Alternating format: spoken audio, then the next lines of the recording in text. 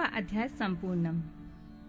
भगवान विष्णु की नाभि से कमल का प्रादुर्भाव, स्वेच्छावश ब्रह्मा जी का उससे प्रकट होना, कमलनाथ के उद्गम का पता लगाने में असमर्थ ब्रह्मा का तप करना, श्री हरि का उन्हें दर्शन देना, विवादग्रस्त ब्रह्मा विष्णु के बीच अग्नि स्तंभ का प्रकट होना तथा उसके ओर छोर का पता न पाकर उन दोनों का उसे प्रणाम करना।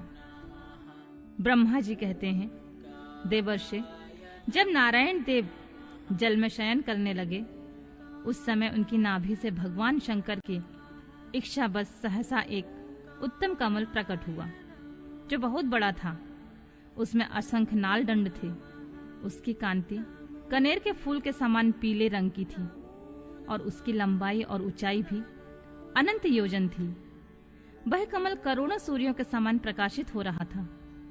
सुंदर होने के साथ ही संपूर्ण तत्वों से भी युक्त था और अनंत अद्भुत परम रमणीय, दर्शन के योग्य तथा सबसे उत्तम था। तत्पश्चात कल्याणकारी परमेश्वर साम्य सदाशिव ने पूर्वव्रत प्रयत्न करके मुझे अपने दाहिने अंग से उत्पन्न किया। मुने, उन महेश्वर ने मुझे तुरंत ही अपनी माया से मोहित करके नारायण देव के नाभि कमल में डाल दिया और लीला पूर्वक मुझे वहां से प्रकट किया। इस प्रकार उस कमल से पुत्र के रूप में मुझ हिरण्यगर्भ का जन्म हुआ। मेरे 4 मुख हुए और शरीर की कांति लाल हुई। मेरे मस्तक त्रिपुंड की रेखाओं से अंकित थे तात। भगवान शिव की माया से मोहित होने के कारण मेरी ज्ञान शक्ति इतनी दुर्बल हो रही थी कि मैंने उस कमल के सिवा किसी दूसरे को अपने शरीर का जनक या पिता नहीं जाना।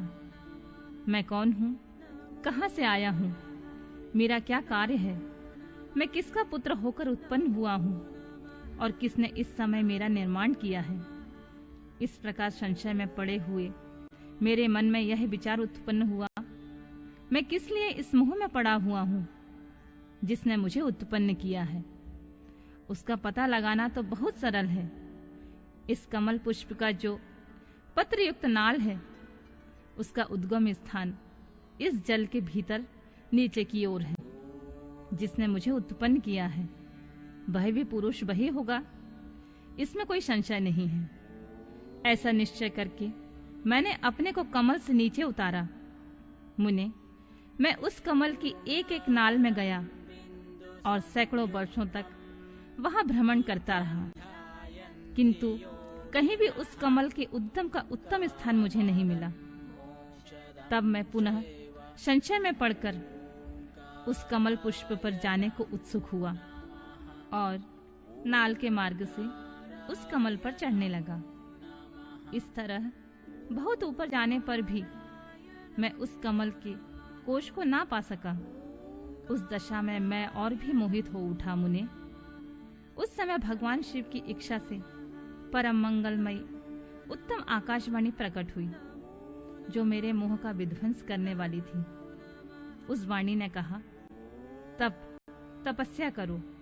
उस आकाशवाणी को सुनकर मैंने अपने जन्मदाता पिता का दर्शन करने के लिए उस समय पुनः प्रयत्न पूर्वक 12 वर्षों तक घोर तपस्या की। तब मुझ पर अनुग्रह करने के लिए 4 भुजाओं और सुंदर नेत्रों से सुशोभित भगवान विष्णु वहां सहसा प्रकट हो गए।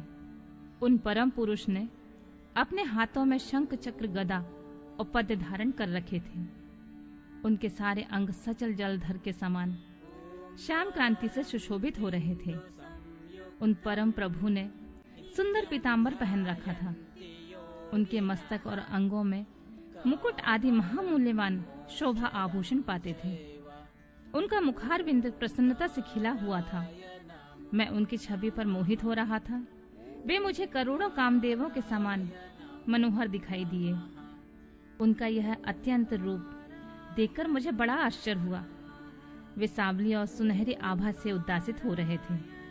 उस समय उन सब तत्व रूप सर्वथा सर्वात्मा 4 भुजा धारण करने वाले महाभाव नारायण देव को वहां उस रूप में अपने साथ देखकर मुझे बड़ा हर्ष हुआ। तदंतर उन नारायण देव के साथ मेरी बातचीत आरंभ हुई। भगवान शिव की लीला से वहां हम दोनों में कुछ विवाद छिड़ गया। इसी समय हम लोगों के बीच में एक महान अग्नि स्तंभ प्रकट हुआ। मैंने और श्री विष्णु ने क्रमशः ऊपर से और नीचे जाकर उसके आदि अंत का पता लगाने के लिए बड़ा प्रयत्न किया, परंतु इसमें कहीं उसका ओर छोर नहीं मिला। मैं थककर ऊपर से नीचे लौट आया और भगवान विष्णु भी उसी तरह नीचे से ऊपर आकर मुझसे मिले। हम दोनों शिव के माया से मोहित थे। श्री हरि ने मेरे साथ आगे पीछे और अगल बगल में परमेश्वर शिव को प्रणाम किया। फिर वे सोचने लगे, यह क्या वस्तु है? इसका स्वरूप का निर्देश नहीं किया जा सकता, क्योंकि ना तो इसका कोई नाम है और ना कर्म ही है। लिंग रहित तत्व ही वहां लिंग भाव को प्राप्त हो गया था। ध्यान मार्ग में भी इसके स्वरूप का कुछ पता नहीं चलता। इसके बाद मैं और श्री हरि दोनों ने अपने चित्त को स्वस्थ करके उस अग्नि स्तंभ को प्रणाम करना आरंभ किया। हम दोनों बोले, महाप्रभु, हम आपके स्वरूप को नहीं जानते। आप जो कोई भी क्यों ना हो, आपको हमारा नमस्कार। महेशान, आप शीघ्र ही हमें अपने यथार्थ रूप का दर्शन कराइए। मुनि श्रेष्ठ इस प्रकार अहंकार से आविष्ट हुए हम दोनों ही वहां नमस्कार करने लगे।